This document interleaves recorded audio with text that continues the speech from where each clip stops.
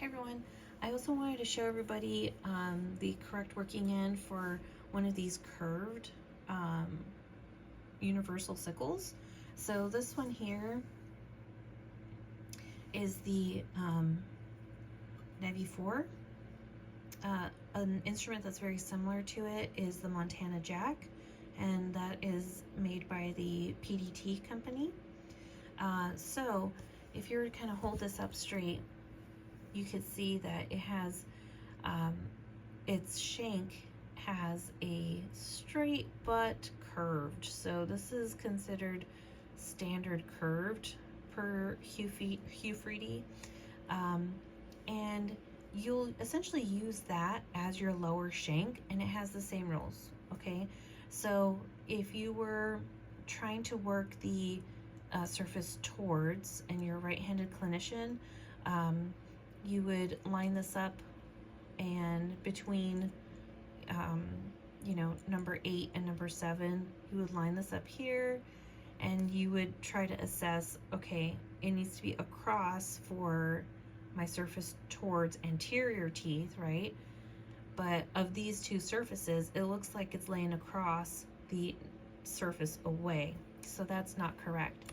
So I would try my other end and line that up, and yes, this one is lined across my number 8 distal, which is a surface towards for right-handed clinicians.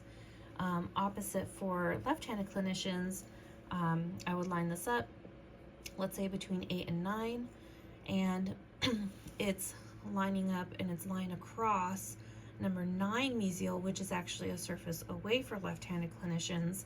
So I know that's the incorrect one. And then when I use the other working end, I see that it's lying across a surface towards for left-handed clinicians. So I know that this one's going to be my correct working end. For anterior, across, remember that, okay? For posterior, very similar to all of our complex instruments, because technically it is a complex instrument. You'll notice that it would lie more parallel to to the distal of the premolar. So let's say I'm getting ready, line up, and it's lying parallel here. Let me turn my type it on so you can see that. And then if I were to try the other working end, it looks like it's going down and around or lying across the distal of the first premolar. Now, remember, you can move instruments all sorts of ways to make it look correct. So one thing we try to remember is that when you're testing it, you're going in to land like you're ready to scale.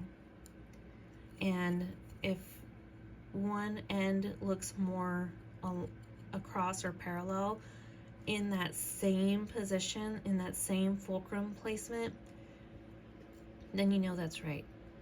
This one also, you can kind of use the arrow because at the end of this lower shank right here, before, I guess in other complex instruments, it would have like a more complex functional shank, right?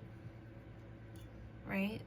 But that arrow is there. It's just a little muted, and it still points to the posterior for correct identification of the correct working end.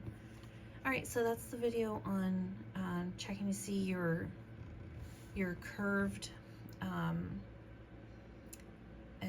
sickles, so your Navy 4 or your Montana Jack, to find the correct working end on those. Okay, thanks.